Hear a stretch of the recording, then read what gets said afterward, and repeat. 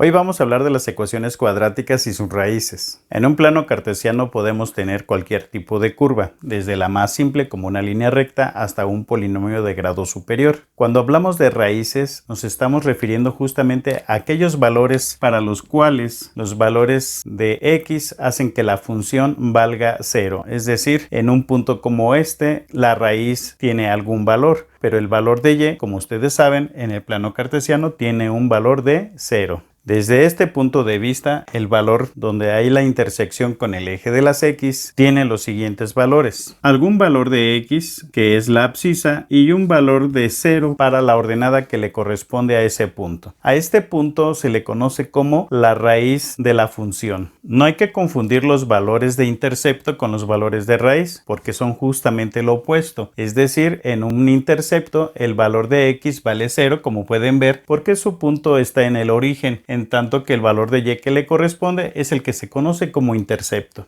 Y bien, ahora vamos a hablar de las raíces en una ecuación cuadrática. Una ecuación, en este caso una función f de x, pues es lo que conocemos normalmente como el valor de y. Y usualmente encontramos ecuaciones como que y es igual a x al cuadrado más bx más c, donde decimos que a, b y c son valores numéricos cualesquiera, pero para que sea una ecuación cuadrática conocida, pues deberemos de observar que el valor de a debe de ser un número que sea diferente de 0. ¿Y qué quiere decir esto de posibles raíces? Pues significa que en una ecuación cuadrática el número de raíces posibles puede ser que tenga 0 raíces, una raíz, o puede tener un máximo de 2 raíces. Y esto implica entonces que no vamos a encontrar más raíces que lo que indique el grado que le corresponde al polinomio. Tal como les acabo de decir, entonces tendríamos 3 casos: 0 raíces, una raíz, 2 raíces. Pero ¿cómo serían las gráficas de esta ecuación? No olvidemos que esta ecuación corresponde a una parábola y como tal pues tiene diferentes formas. Pongamos algunas como ejemplo.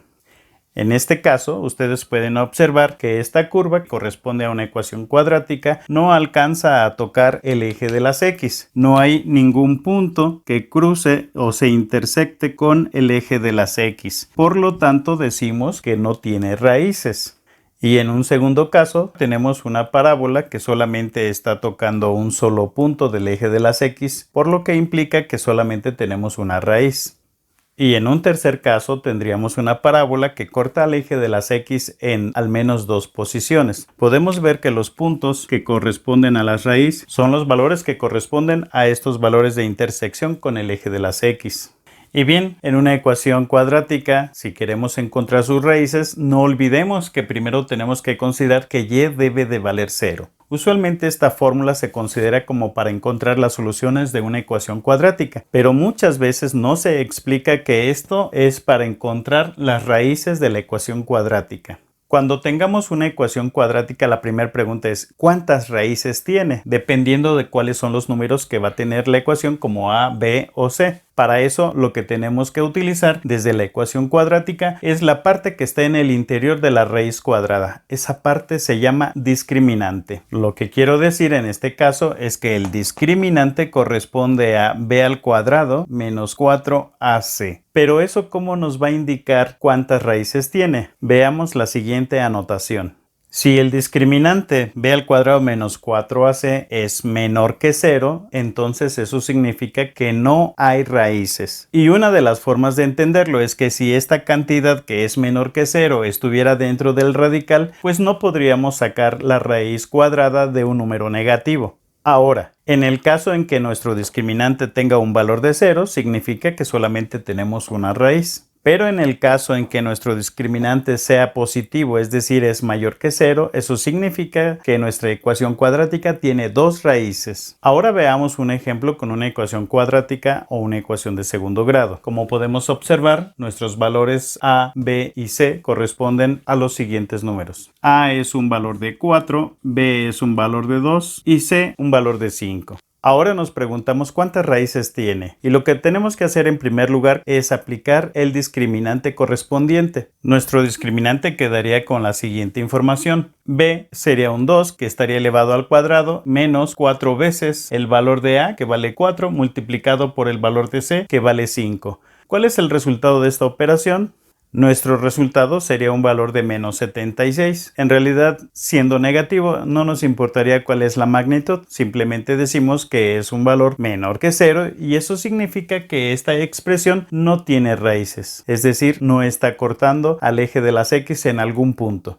Ahora veamos otro ejemplo y lo primero que tenemos que hacer es tomar los valores que tiene nuestra ecuación. Como podemos observar, A tiene un valor de 4, B tiene un valor de menos 10 y C tiene un valor de menos 6. Con estos valores pasamos a calcular nuestro discriminante. Recordamos que nuestro discriminante es b al cuadrado menos 4a por c y en este caso lo que tenemos que hacer es sustituir los valores. Sustituimos el valor de b que vale menos 10, el valor de a que vale 4 y un valor de c que vale menos 6. El valor que obtenemos de este discriminante en este caso es menos 10 que está elevado al cuadrado se convierte en 100 porque recuerden que el signo negativo también se eleva al cuadrado, entonces tenemos un número positivo. También tenemos un par de signos negativos en la siguiente parte de la expresión que sería menos por menos que nos da más. 4 por 4 por 6 es un total de 96. Esta suma nos da un total de 196, lo que significa que nuestro valor es positivo. ¿Eso qué quiere decir? Que en este caso esta ecuación que tenemos corresponde a una parábola que tiene dos raíces. Pero ¿cuáles son los valores de esas dos raíces? El discriminante solo nos dice en este caso que hay dos, pero no nos dice cuáles son los valores. Para encontrar los valores correctos de las raíces, ahora tendremos que aplicar en una forma completa la fórmula general correspondiente. Veamos. En la fórmula general vamos a sustituir los valores que tenemos y le estamos poniendo más menos porque eso significa que tenemos dos raíces. En su momento cuando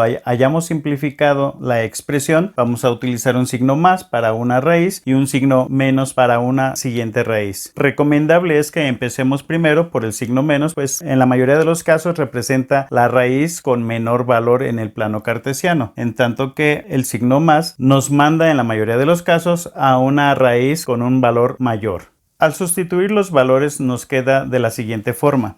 El valor de menos b lo ponemos así, menos, entre paréntesis ponemos el valor de b, que en este caso también es negativo, y vamos a poner después más menos la raíz del discriminante. Pero para este momento nosotros ya sabemos que el discriminante tiene un valor que simplemente lo vamos a sustituir. No es necesario que tengamos que volver a hacer todos los cálculos y simplemente terminamos nuestra fórmula con la división de 2 por a, tal como está aquí.